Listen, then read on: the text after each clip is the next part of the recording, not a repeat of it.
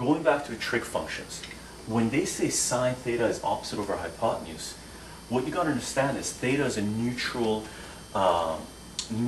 angle. So what you have to do is look at your drawing that you have and think about which angle you want to find out.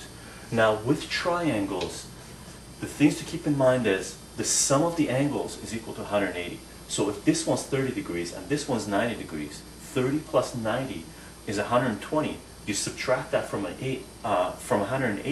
120 minus 180 is 60. So automatically you know what this angle is. So for any triangle, if they give you two angles, you know what the third angle is, because all you got to do is take 180 and subtract the other two angles. The other thing is, there's 6 pieces of info in a triangle. You got 3 angles and 3 sides. If you know any 3 of these, one of them has to include a side, you can solve the triangle, which means find out what all the other angles and what all the other sides are. Okay. So if they give you one side and 2 angles, you can find out the other 2 sides and the other angle. If they give you one angle and 2 sides, you can again find out the other 2 angles and the other side. All you need is 3 pieces of info, and one of them has to be a side. Okay. So for example, let's say they give you some piece of info where they say, let's change these to actual numbers and see how we're going to solve a triangle. One of the first things they do in math is they give you a question and say, solve the triangle. When they say solve the triangle, they want you to find all the other sides and all the other angles. Okay? So for them to tell you to solve a triangle, they have to give you at least 3 pieces of info, one of them being a side. So for example, let's deal with 30 degrees, and let's say this is 7.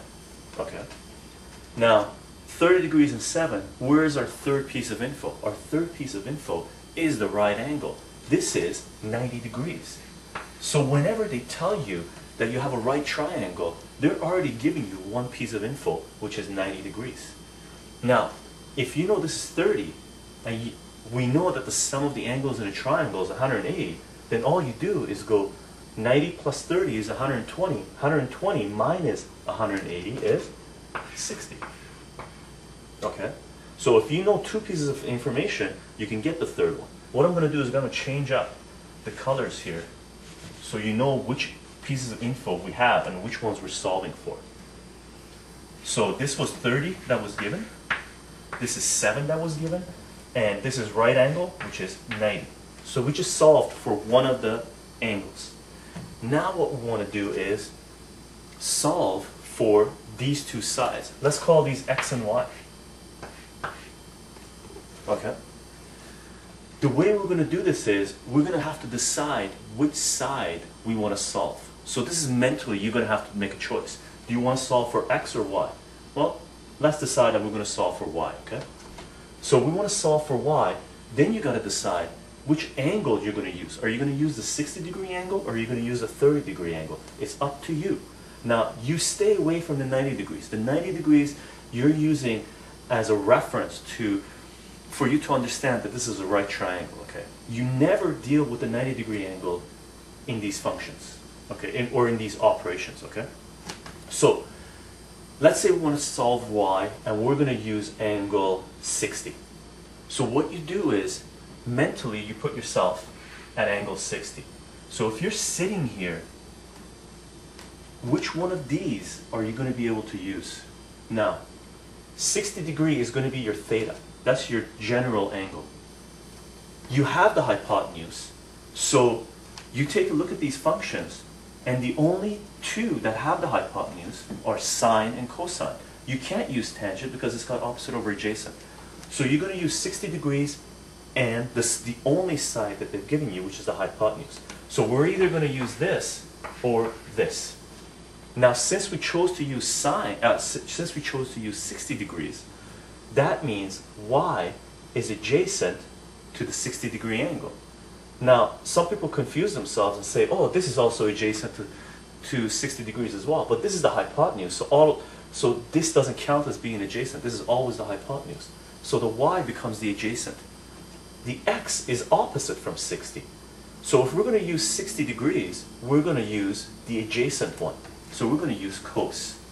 So what we're going to do is say, okay, we're going to use this function. So we're going to go cos of 60 degrees is equal to, can you see this? I hope so. Cos of 60 degrees is equal to adjacent, which is y, over hypotenuse, which is 7. Okay?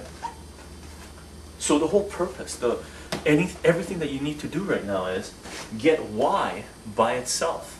And the way you do this is you cross multiply this up. Now before you cross multiply, in your calculator, you're going to punch in cos 60 degrees. Let me get my calculator and find out what this is. Later on, when you continue with mathematics in grade 12, you're actually going to know what this is because there are special triangles that give you information that are set, and you know automatically what this is, okay?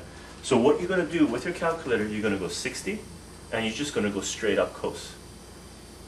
And that gives you 0.5.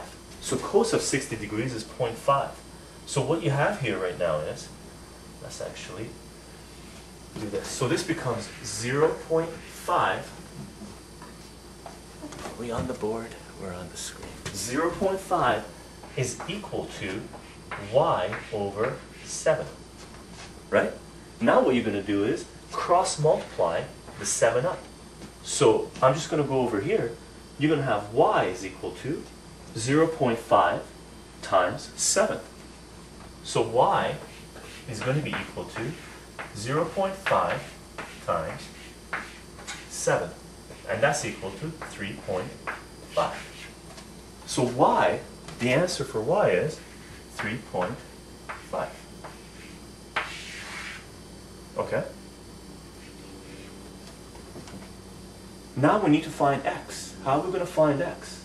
Well, I'm going to erase some of this stuff, okay? Let's erase